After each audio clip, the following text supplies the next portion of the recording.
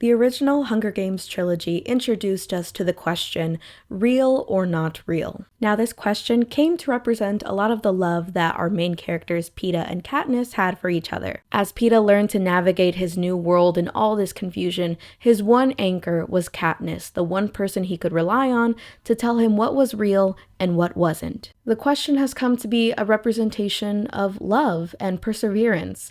But now, in a world where everything is a lie, the question real or not real takes a new meaning. The newest prequel to the Hunger Games series, Sunrise on the Reaping, just published this past Tuesday. In this book, she takes us back to the 50th Hunger Games, where she examines the use of propaganda, implicit submission, and how the many are governed by the few. We get to see an alternate Panem where enemies and allies alike are all liars, making you question, can you actually tell what's real and what's not? Well, don't worry, because I'm here to help you. So without further ado, hello, welcome back. It is a new day, a new sleigh, and a new video where I have something to say, and today we are going to be analyzing Sunrise on the Reaping. This book has been so long awaited. Even though the first Hunger Games book was published so long ago, the fandom is alive and well. And even though we just got this release, we already know that a movie is in the works. But before the movie comes out, and since this is a Hunger Games novel, we have to really analyze and understand the deeper meanings and the hidden messages that Suzanne Collins has left for us. And let me tell you, she did not pull any punches in this book. At the very start, she gives us a number of quotes, and one which I will read now from George Orwell. He says, quote, "All propaganda is lies, even when one is telling the truth. I don't think this matters so long as one knows what one is doing and why." Now, starting this book with that quote is a very intentional choice by Suzanne Collins. Because when you hear the word propaganda, it does have a negative connotation. It gives you the sense that it's not only a lie, but it's a lie that is told intentionally and maliciously. But what exactly is propaganda? Well, yeah, I have to pull out the dictionary definition for this one. Propaganda is information, especially of a biased or misleading nature, used to promote or publicize a particular political cause or point of view. Notice that the definition did not say anything about propaganda being inherently good or bad. It is simply an argument, something that is meant to sway your opinion on something. So with that in mind, let's take a look at some of the examples of propaganda in Sunrise on the Reaping. But before that, I should probably give you a summary just in case you don't know what the book is about. Sunrise on the Reaping is a prequel to the original Hunger Games trilogy. This is the story of how Haymitch Abernathy won his games, the 50th Hunger Games and the second quarter quell. These games are especially interesting as 4 tributes are reaped to participate, that being 2 boys and 2 girls from every district, making for a total of 48 tributes in one arena. And this year on the Reaping is Haymitch's 16th birthday. And if that wasn't bad enough, he was unfairly thrown in with the rest of the tributes when his name wasn't even picked originally. But Haymitch is from District 12, so he has no room to complain. He is whisked away to the capital with 3 other tributes from District 12, this being Wyatt, Maisley, and a very young girl named Luelle. But even though Haymitch knows he's not going to win, he's determined to go down with a fight. He tries to find a way to break the games, meanwhile training alongside his fellow tributes, creating alliances, and eventually getting dropped into the arena. Now, from the original Hunger Games, we know that Haymitch won this year, but in this book, we find out exactly what it cost him. So that is a brief spoiler-free summary, but going forward, I will be going into spoilers, so if you don't want to know, I suggest clicking off the video now. But if you want to get a little understanding before you go into the book, or you just want to hear a good analysis, then please continue. So the examples of propaganda in Sunrise on the Reaping vary drastically across the entire book, but there are some very explicit and very in-your-face forms of propaganda that I will talk about now. At the start of the book, Haymitch and all of District 12 go to the town center for the reaping ceremony. When Haymitch arrives, he points out specific posters that are plastered all over the town square. Now, there are 3 different slogans on each of these posters. The first being "No peacekeepers, no peace." The second being "No capital, no peace." And the third is a photo of President Snow with the caption, Panem's #1 peacekeeper. The message here is very clear and very direct. The districts want peace, but the only way that they can get it is if they also accept the presence of peacekeepers and the capital, implying that one cannot exist without the other. Pretty straightforward, but this message is drastically different when Haymitch goes to the capital. It follows the same peace angle, but the overall meaning is wildly different. When Haymitch arrives in the capital, he sees that 2 of the slogans are different. The first one reads, "No peace, no prosperity," and the second being, "No Hunger Games, no peace." Now, this is obviously very different from the districts. In the districts, the thing that they want is peace, but in the capital, the thing that they want is prosperity and power. And if you were to write out this slogan as an equation, you could kind of cancel the peace part out, where you're left with no Hunger Games, no prosperity, therefore reinforcing to the capital citizens that the Hunger Games are necessary in order to maintain their prosperity and their position of power. Peace in the capital is different from peace in the districts. In the districts, peace is living a somewhat normal life, having all your basic needs met, and not having any run-ins with the capital. But in the capital, peace means supremacy,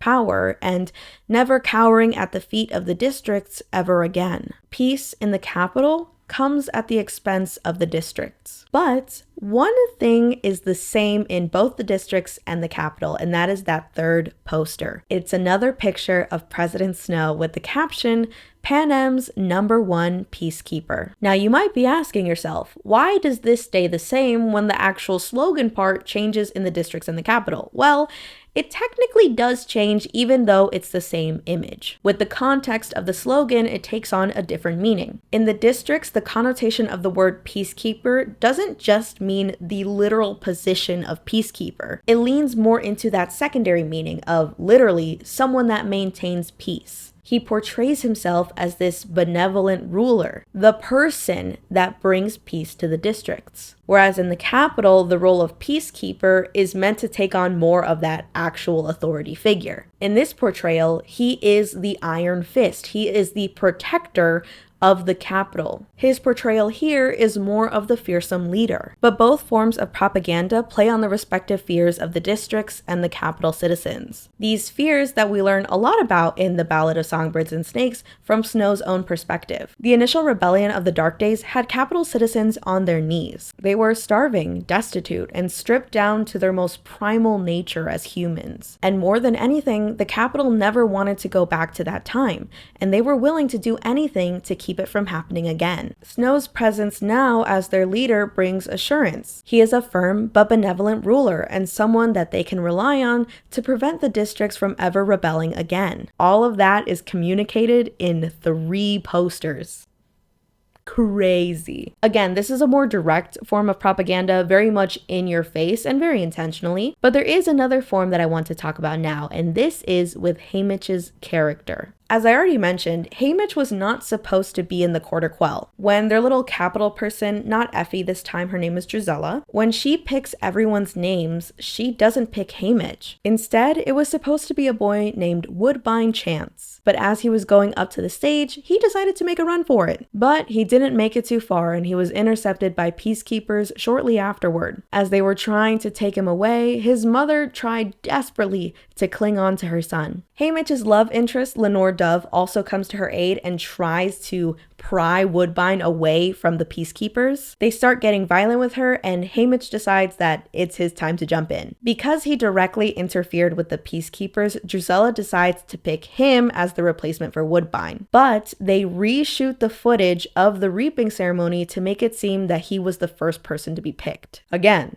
another example of direct propaganda from the capital. They can't make it seem that they lost control of an entire district and almost let a boy escape the reaping ceremony, so they have to make it seem like this was always the plan. And even though Haymitch was reaped unfairly, he has no one to complain to. So as he goes through the games in interviews, training, and trying to get sponsors, he creates an alternate version of himself. He takes on this alternate persona of the Rascal, the handsome deviant that is is up to no good. Everything that Haymitch did, from what he said in the interviews to every single move he made in the arena, was entirely intentional. He was literally playing a character. There are so many instances when he's in the arena that he's trying to move on to the next step in his plan, but he needs to do it in a way that seems convincing for the character that he's already created. There's a point in the book where he teams up with this boy from District 3. His name is Ampert, and we actually find out that he is the son of previous victor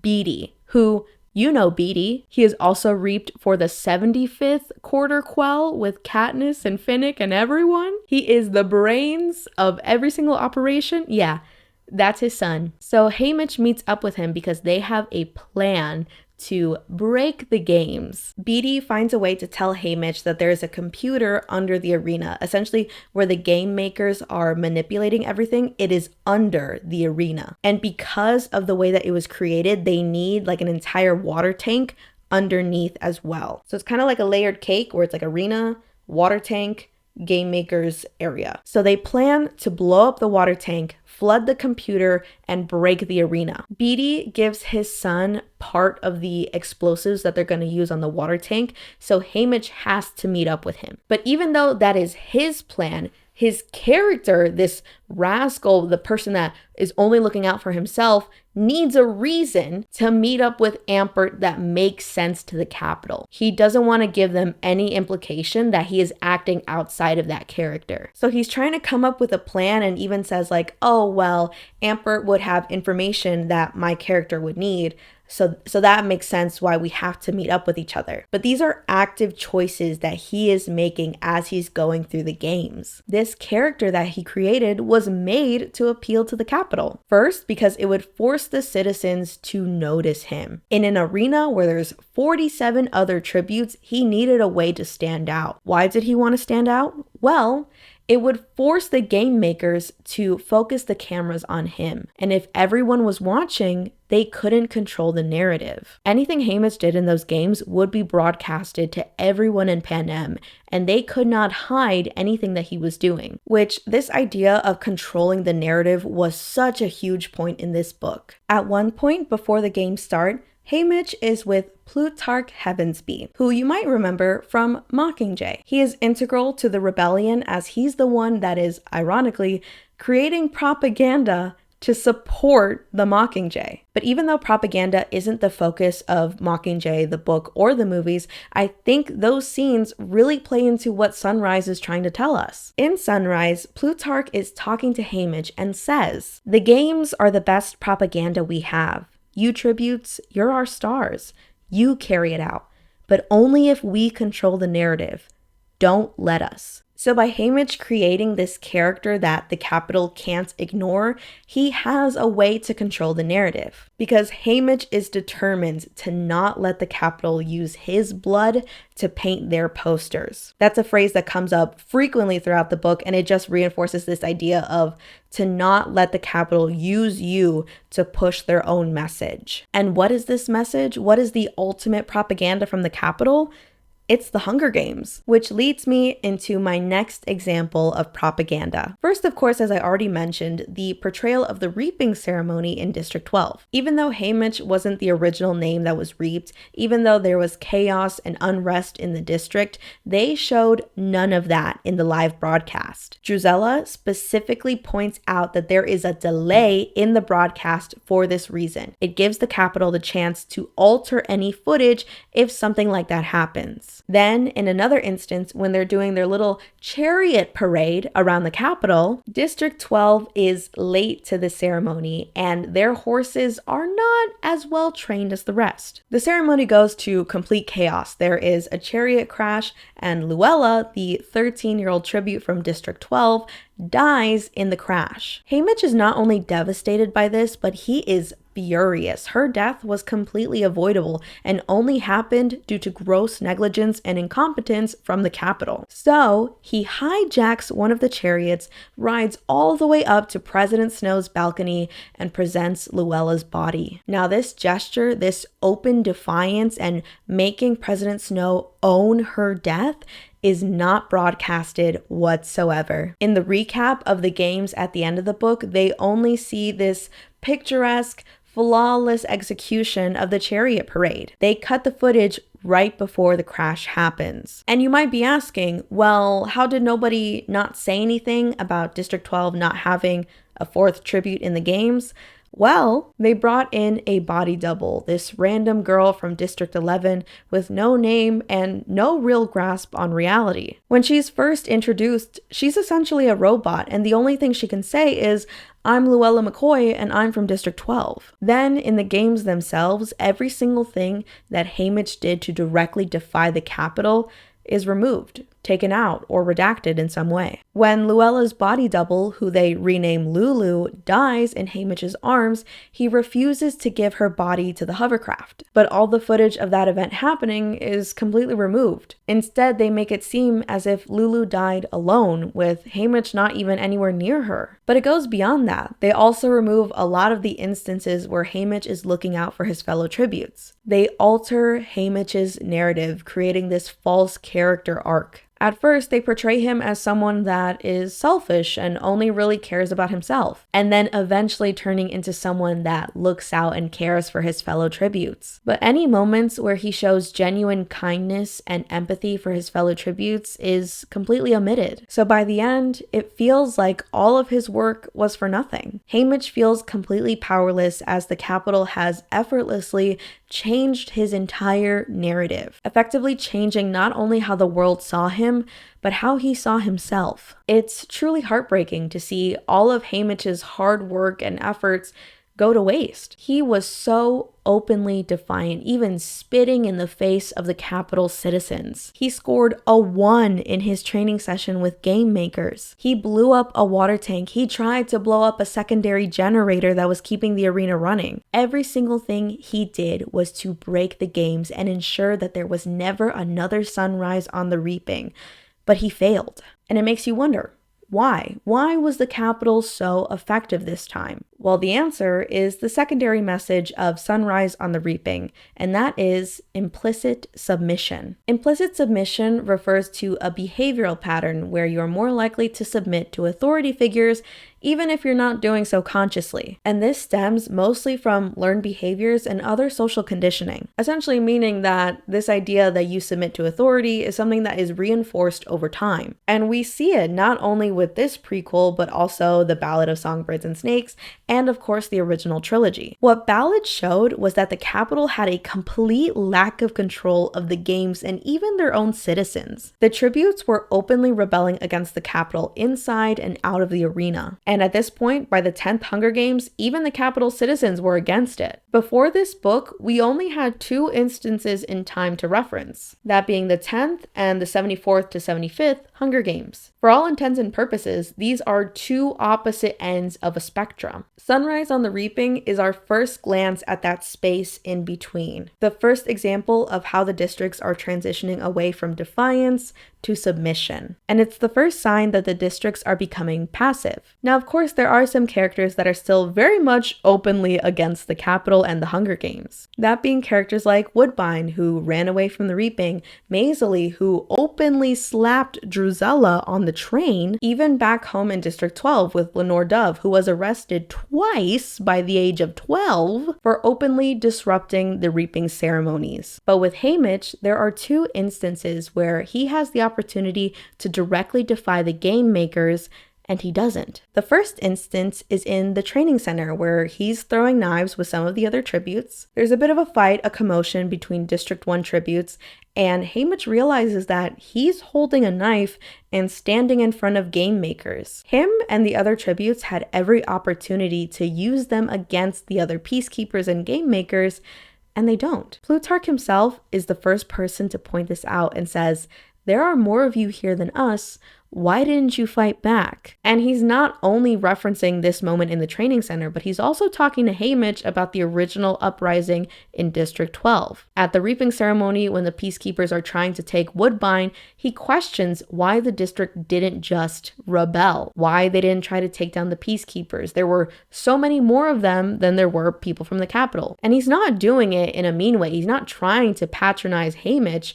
It's a very genuine question, and one that Haymitch can't answer. And then, in the arena, he has another opportunity with his fellow tributes to go against the game makers. It's a little weird how they describe it. Essentially, and maybe this is in the before times, before the sophistication of Katniss's games, but the game makers are like cleaning something up in the arena, and Haymitch, Maisley, this girl from District 1 named Silka, and this other girl from District 4 stumble upon the game makers, and without even thinking, Maisley and the girl from District 4 strike and take down the game makers. And Maisley is so mad at Haymitch, and she asks him, why didn't you do anything? You were supposed to have my back. Why didn't you attack them? And Haymitch can't answer. It's a bit interesting to think about because there are so many instances in the book where Haymitch is rebelling against the capital. I mean, he blew up a water tank without batting an eye, but the minute he has the opportunity to directly defy someone from the capital, he doesn't. I would argue that it's a little bit of a different circumstance because in those instances, he is looking directly in the eyes of someone that he has all the intention of attacking. But in the other instances, it's more so a faceless figure of the capital and this governing body that he's rebelling against. Targeting a singular person versus an entity is very different. But another reason I think why Haymitch didn't act is because of the perception of what he thought he might lose. At first, Haymitch decides that he already has nothing left to lose. He's in the quarter quell. He's probably not going to survive, so might as well go down with a fight. If he's not going to make it out of the arena, he wants to make his death as meaningful as possible. His only self-preservation instinct is just getting far enough to complete his goal with the water tank. But once he wins the games, he realizes that there is something left to lose. The people that he loves, the people that he left behind in District 12, his mom, his younger brother Sid, Lenore Dove, the love of his life. The worst thing that could happen to him isn't dying, it's the people that he loves dying. And it's when he loses all of them that he gives up. It's at this point that he decides that living in a gilded cage is better than no life at all. And to survive, he's willing to give up everything, his friends, his humanity. He's even willing to go so far as to hurt them to make sure that they stay away. So by the end of Sunrise on the Reaping, the capital has thoroughly broken down Haymitch's spirit. They took this person who at the beginning of the book was so hell-bent on making sure that his death was meaningful. He was going to make sure that no matter what, he broke the system, he broke the games and made sure that they would never happen again. But by the end, he's a shell of himself, reliving the worst moments of his life and trying to do it differently. He drowns his sorrows and tries to numb the pain away. And it looks like the capital won. Not only did they get their victor, but they beat him back into submission and made it so that he would never think about defying them ever again. But if the capital managed to do this in a version of Panem where the districts still have some fight left in them, where they're still openly defying the governments, then how is it that they failed years later during Katniss's games? This godlike figure that is the capital with the authority and power to bring people to their knees. How was it that they failed just 25 years later? Well, first, they got too cocky. They believed that all the people in the districts had been thoroughly beaten into submission. If we were only starting to see the effects of implicit submission in Sunrise, then by the original Hunger Games, it was already in full effect. At Katniss's reaping ceremony, there are no tearful goodbyes. People are not clinging to their loved ones and trying to pay off peacekeepers. It's a horrible reality, but one that they just accept. And because of this, the capital thought that the districts were all in submission and that would never change. And of course, they believed that the people in the districts would all be like Haymitch, willing to do anything to survive. Because even if they were at the mercy of the capital, a life was better than no life at all. But of course, that wasn't the case, and by the 74th Hunger Games, The people wanted more. They were not so willing to accept the world that they were born into, especially not with Katniss. And ironically, another reason why the Capitol failed was because of propaganda. Now in Sunrise, Haymitch's propaganda is in how he portrays himself to the world. He takes on this character that is cocky, charismatic, and endearing, but the people don't sympathize with him. Even though he had the citizens' attention, he didn't have their hearts. Plutarch describes it perfectly. Public opinion is driven by emotion. People have an emotional response to something, then they come up with an argument for why it logically makes sense. The way Haymitch portrayed himself in the interviews and in the arena, of course after the footage was doctored, did not elicit an emotional response from the people. But with Katniss, her entire appeal was emotional. Even though the people of the Capitol didn't see her as human,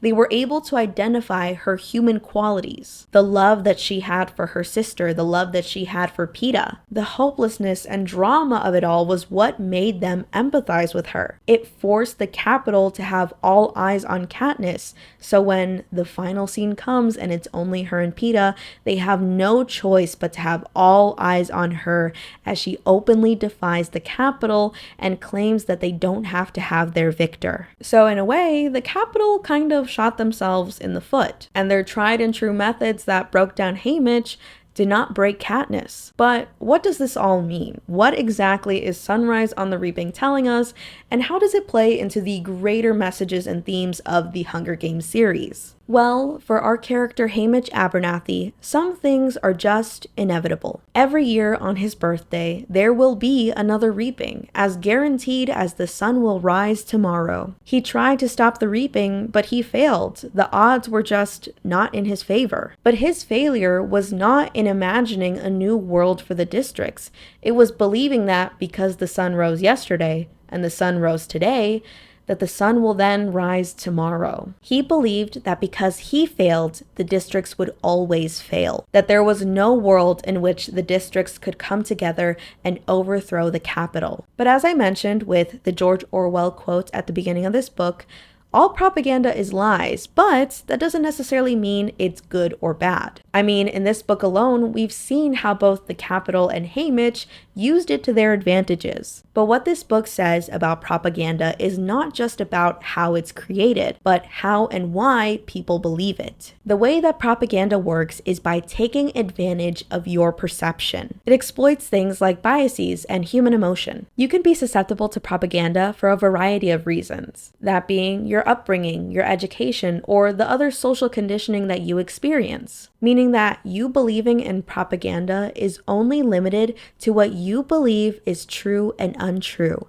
real and not real. Just like every interview, every on-screen appearance, and every performance in this book was propaganda, so is everything in real life. You have to approach everything you see as if someone is trying to convince you of something, and their effectiveness, and therefore the effectiveness of propaganda, is based on your own perceptions, which means that you must strive to educate yourself, broaden your experiences, read more literature, and learn to think critically about the world around you. If you only ever hear from one perspective and for all intents and purposes are very narrow-minded, you're the most susceptible to propaganda. You don't hear other people's experiences and you don't entertain any kinds of arguments that go against what you already believe. So you'll never get the chance to really get a bigger picture and understand how propaganda is working against you. And this is why as a society, we need to be more critical of what's put in front of us, because you cannot prevent another sunrise on the reaping if you believe both are inevitable. The message of this book is clear. Don't just accept the world as it is, because that's how it's always been. And most importantly, play the long game. Even if change doesn't come today, tomorrow, or even in the next few years, it doesn't mean it'll never come. And of course, the final message of this book, be prepared to take risks and make sacrifices. Because in the words of our favorite character, Lucy Gray Baird, nothing they can take was ever worth keeping, just like nothing worth fighting for comes easy. And with that, that is the end of my video. I hope you enjoyed this brief analysis of Sunrise on the Reaping, because if you can believe it, there's a lot more to say about this book. But I wanted to record this video because in Suzanne Collins' interview, about this book, she talked about how she was influenced by propaganda and how it's used and this idea of implicit submission. And I kind of wanted to go into those points specifically to get just a general understanding of why she wrote the book and what exactly she was trying to say. Now, of course, this isn't everything that I could say about this topic, so if there's anything you have to add, please feel free to write it out in the comments below. Again, this book just came out, so this analysis is very fresh in my mind. All the details are very fresh, and I really had to talk about it already. And yeah, I'm so excited to see what everyone else has to say, and I'm especially excited because the movie is supposed to come out. But yeah, I'm really excited that we're all going to be talking about the Hunger Games again. And I know personally you guys are going to be sick of me because this is one of my favorite series of all time. And I have just been waiting for a good moment to talk about these books on the channel. And this is going to be the gateway. But yeah, please let me know what you think down in the comments below. This is, of course, a conversation. This is my analysis, but if you have anything you want to add, I would love to hear it. If you already read Sunrise on the Reaping, what you think about it, if you liked it, if you didn't, let me know down below. But anyway, that's it. So thank you for watching, and I'll see you in the next one. Time to re-listen to the Ballad of Songbirds and Snakes soundtrack, because oh my god, I'm missing these songs, guys.